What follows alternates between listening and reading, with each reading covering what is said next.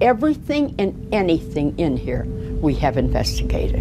This is the worst thing in here. Tonight, demon doll fever gripping the internet that the infamous Annabelle doll went missing from its display case, usually secured by crosses and holy water. She looks like a normal doll. Cute, harmless, and even nostalgic looking para sa ilan. Pero sa likod ng kagandahang ito ay nakakubli ang madugo at malagim niyang kwento. Para maliwanagan tayong lahat sa kwento natin ngayon tungkol sa nangyari ngayong 2025 ay kailangan nating pasadahan ng mabilisan ang kanyang istorya. Kung pamilyar kayo sa Conjuring Universe ay si Annabelle ay ipinapakita sa pelikulang ito na isang porselanang manika na may nakakatakot na itsura. Pero sa totoong buhay ay ganito ang kanyang itsura. Isang malambot gawa sa telang manika at kulay red na yarn ang kanyang buhok. Nothing look threatening o nakakatakot unless alam mo kung ano ang background ng manikang ito. And don't her looks deceive you dahil magsisimula ang lahat noong 1970. May isang nursing student na may pangalang Donna ang nakatanggap ng regalo mula sa kanyang magulang. Isang manika, ito nga si Annabelle. Sa unang araw nang matanggap niya ang regalong ito ay sa loob ng kanyang apartment. Matapos niyang maiuwi ang manika ay base sa ilang mga well-documented incidents ay sinabing ang manika ay pabago-bago ng posisyon. Minsan ay makikita mo itong nakatayo, nakaupo at iba-iba ang posisyon ng ulo. Biglang sa iba na nakatingin. Minsan ay makikita mo na lang na nakabagsak ito sa sahig o napunta na bigla sa ibang kwarto kahit wala namang kahit na sino ang gumagalaw sa manika. May isang pagkakataon din nang may isang note ang nakita ni Donna na nasa tabi ng manika kung saan may nakasulat itong jumbled letters na pag binasa mo ay lalabas ang mga salitang help me o help us. You see, ayaw itong itapon na lang basta ni Donna dahil bigay nga ito ng kanyang mga magulang. Noon, usong-uso din ang mga paranormal experts kaya dito napapasok ang isang psychic medium. Kinuha ito ni Donna upang ma-cleanse ang manika dahil pinaniniwalaan niyang may kung anong bagay dito na kakaiba dahil mula nang maiuwi niya ang manika ay kaliwat kanan ang kamalasan at mga kakatuwang bagay ang nangyayari sa bahay.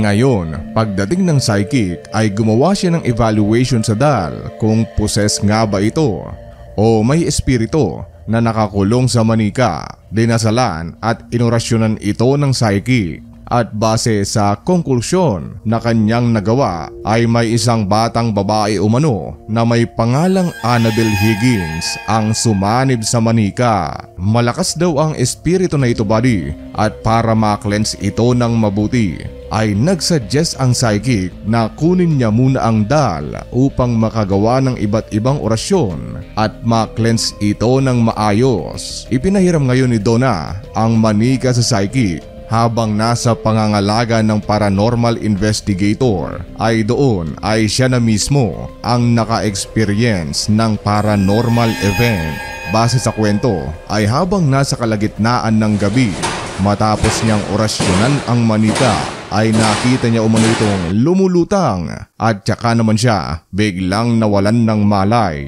Nang magising umano ang psychic ay sa bandang ulo naman nito ay nakaramdam siya ng parang sinasakal at nakita niyang nanlilisik ang mga mata ng manika. Ganoon din na may napansin siyang mga kalmot sa kanyang dibdib pero ayon sa ulat ay misteryosong biglang gumaling umano ito. Sa sobrang takot din dahil hindi na rin umiipekto ang alam ng psychic na mga cleansing at mga orasyon ay minabuti niyang ibalik na lang ito kay Donna. Sobrang confused at desperado si Donna na maayos ang lahat. muli siyang kumontak ng psychic at dito na nga papasok sina Ed at Lorraine Warren. This is a true story na mapapanood din natin sa movie na Annabelle.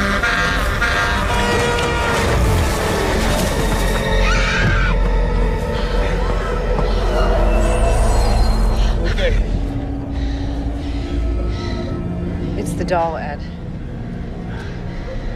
It's a beacon for other spirits. Doon, base sa kanilang ginawang investigasyon sa Manika, ay hindi umano bata, kundi isang demonic entity pala na nagkukunwari. Nagpapanggap na bata ang nasa loob ng Manika. Sinabi rin ng mag-asawa na sobrang delikado na panghawakan ang manika ng taong hindi psychic medium. Ang pinaka-goal umano nito ay hindi pumasok lang sa manika kundi maghanap ng nararapat na human host, at hanggat hindi niya nakikita ang taong ito ay patuloy na manggagambala ang demonic entity na nasa loob ng manika. Sa sobrang takot ni Donna sa mga sinabi ng mag-asawang Lorraine ay minabuti niya na lang na ibigay ito sa kanila. Doon, pagkakuha nila dito ay inilagay nila ito sa kanilang museum sa Connecticut.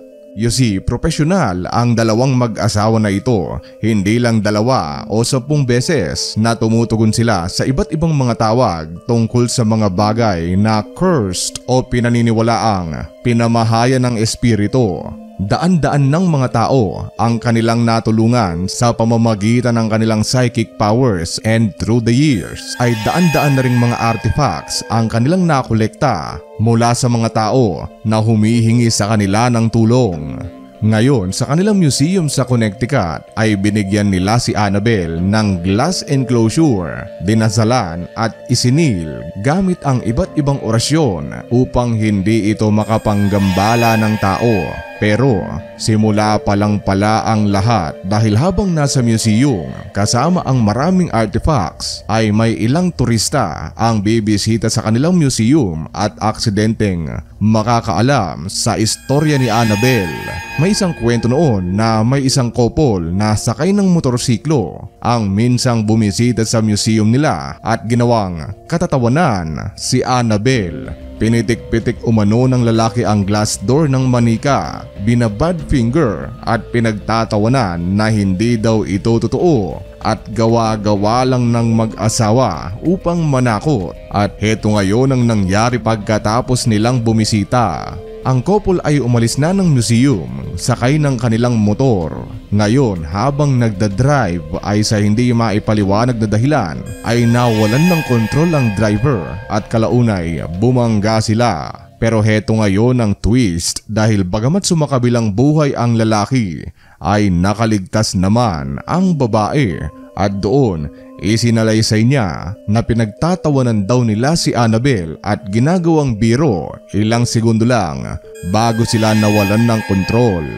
The word is spreading like wildfire sa kanilang lugar ang tungkol kay Annabelle. May isang beses na may Katolikong pari ang nakaalam sa kwento ng manika at pinuntahan niya ito. Nagpumilit umano ang pari na hawakan ang manika at hindi nagkulang ang mag-asawa sa pagbibigay sa kanya ng babala na ito ay mapanganib. Kalaunan, dahil nga pari ay binigyan siya ng tsansa ng mag-asawa na mahawakan ng manika. Ngayon, sinabi ng pari sa harap ni Annabelle na isa ka lang manika, Annabelle. Hindi mo kayang manakit ng tao. Habang papauwi ngayon ng pari ay misteryosong nawalan ng brake ang kanyang minamanehong sasakyan at nag-crash ito. Nang dumating ang medic at nadala siya sa ospital ay doon sinabi niyang bago siya nawalan ng brake ay nakita niya umano ang imahe ni Annabelle sa rearview mirror ng kotse. Nakatingin at nanlilisik ang mga mata nito. Nakaligtas ang pari sa crash, ngunit ilang buwan lang din ang lumipas ay misteryosong pumanaw ang pari sa kalagitnaan ng gabi at pinaniniwalaang Binangungot ito. Now I can go on and on sa marami pang mga kakatuwang pangyayari tungkol sa manikang ito, pero hindi yon ang tumbok ng ating video ngayon. Kalaunan dahil nga sa kaliwat ka ng mga aksidente at kakatuwang pangyayari sa mga taong lumapit dito kay Annabelle ay nilagyan ng mag-asawa ang enclosure ng mga katagang "Do not touch the glass, do not mock her" at warning, "Do not open."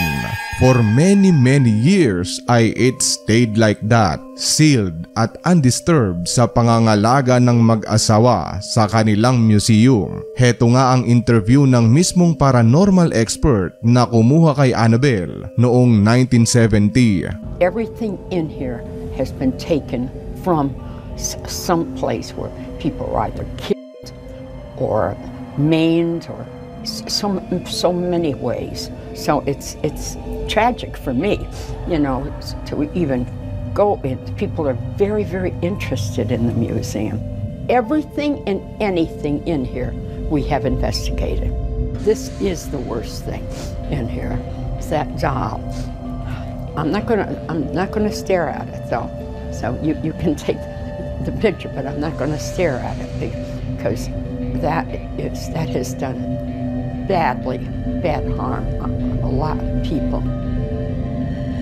Mag-isa na lang siya, buddy. Nauna nang pumanaw ang kanyang asawa noong 2006. Matindi ang babala ng mag-asawa na wag gagalawin si Annabelle. Wag hahawakan basta-basta o ilalabas ng kahon. Pero 2019 nang pumanaw si Lorraine at naipasa-pasa ang koleksyon ng Occult Museum na binuo nila ngayong 2025 ay for some unknown reason ay ang mga tao na nangangalaga sa Annabelle doll ay naisipan nilang pagkakitaan ang manika. Naisipan nilang itur si Annabelle kasama ang ilang mga artifacts sa iba't ibang parte ng USA. Tonight, demon doll fever gripping the internet that the infamous Annabelle doll went missing from its display case, usually secured by crosses and holy water. Tinawag nila ang tour na ito bilang Devils on the Run. Ang isa sa pinakarason kung bakit nila ginagawa ito ay bukod sa pera ay in the name of science. Na-curious ang grupo kung meron nga ba talagang demonic entity ang nasa loob ni Annabelle at oobserbahan nila ito kung meron silang kakaibang ma-experience pag natapos nila ang tour. At magsisimula ang tour sa West Virginia. Sunod ay sa San Antonio at kalaunay 3 days on this whole tour ay sa Gettysburg. Ngayon lang, buddy, 3 days tour from July 11 to July 13 kung kailan nangyari ang misteryosong pagpanaw ng taong may pangalang Dan Rivera, isang 54 years old na US Army veteran at senior lead paranormal investigator. Ang kwento dito, buddy, ay eksaktong 3 araw tapos na sana ang 3 days tour ay habang nasa hotel. Nagpapahinga itong si Dan ay natagpuan siya kinabukasan na biglang wala ng buhay. Sa paunang investigasyon ng mga pulis ay wala silang nakitang foul play o may ibang tao ang may gawa nito sa kanya. Wala ring nakitang gamit ang nawawala na kanyang pag-aari at walang forced entry sa kanyang hotel. Pagdating ng mga medic ay sinubukan nilang i-CPR si Dan, ngunit hindi sila nagtagumpay. Ang pinaka-latest ngayon, buddy, sa kasong ito ay naghihintay na lang tayo ng autopsy sa kanyang mga labi para malaman nating lahat kung ano ba talaga ang eksaktong ikinapaalam ni Dan. Now, the question is, buddy, is it just a coincidence? O may kinalaman talaga si Annabelle sa kanyang pamaalam? Pero ito ang sigurado na yung mga tao kasama ni Dan na gumawa ng tour na ito ay sinabing ipagpapatuloy pa rin nila ang tour at tatapusin ang kanilang nasimulan. Ito ay sa likod ng pamamaalam ng kanilang kaibigan na si Dan. You see, sa kwento natin ngayon ay you can agree o disagree, pero ako ay as much as possible kung may kwento tungkol sa mga haunted o cursed object, lalo na't ito'y well documented, ay asahan mo na hindi ako magbabayad para ito'y lapitan, hawakan o makita ng personal. Patuloy din akong tatanggi sa hamon na pre, bigyan kita ng 1 milyon, matulog ka dyan sa haunted house. At yun lang ang gusto kong sabihin sa inyo tungkol sa video na ito. At muli ako po ay lubos na nagpapasalamat sa walang sawang suporta, and as always, thank you so much for watching. Goodbye.